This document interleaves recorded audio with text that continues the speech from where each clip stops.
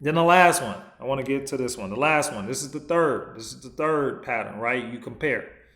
So once again, talking about Janine, right? This is a big one. Janine is constantly measuring herself against Barbara.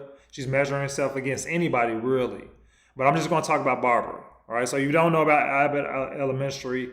Barbara is a veteran teacher, standard, the golden child, right? She's been there for 20 years plus. Her classroom, if you go in there, is calm. Barbara has systems in place. Barbara makes it look easy. And Janine is over here thinking, I'll never be that good. I don't know how she does it. But here's what Janine constantly forgets, y'all. This is what she forgets. Barbara was also a first year teacher at one point in time. She started at day one, just like Janine. Barbara was also struggling.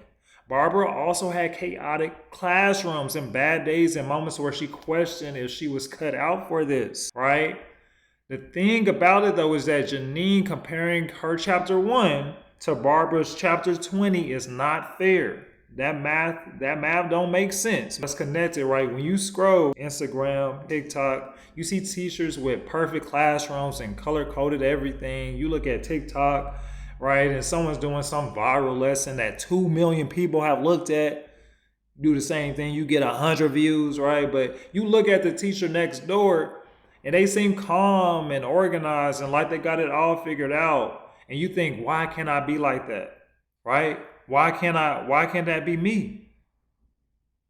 Why can't that be me? Why can't that be me?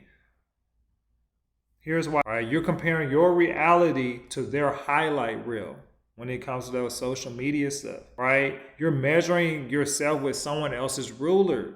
You know what I'm saying? You're ignoring,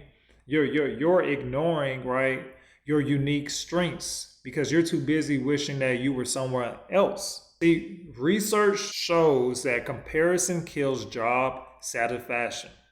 It's a rigged game when you start to compare yourself. So what you need to do is that compare yourself to you. Just like what money bag say, right? He said it's me versus me. That's how we have to think, right? You compare yourself to you a year ago. You compare yourself to you a week ago. That's the only fair comparison that you can do. And then ask yourself, am I better than last year? If not, right, then okay, we figure out how we're gonna make it better. Am I as good as someone with 15 years of experience? You cannot compare yourself to somebody who has 15 years of experience. And you know,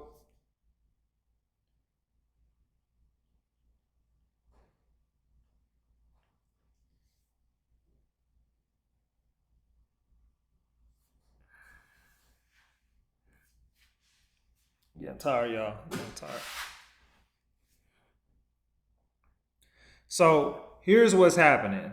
These three reactions, overwork, hide, and compare, they all feed each other.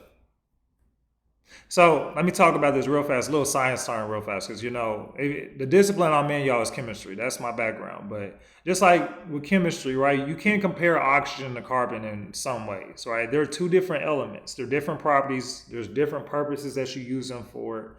You can't really compare them. You can't rate them, right? They serve different functions.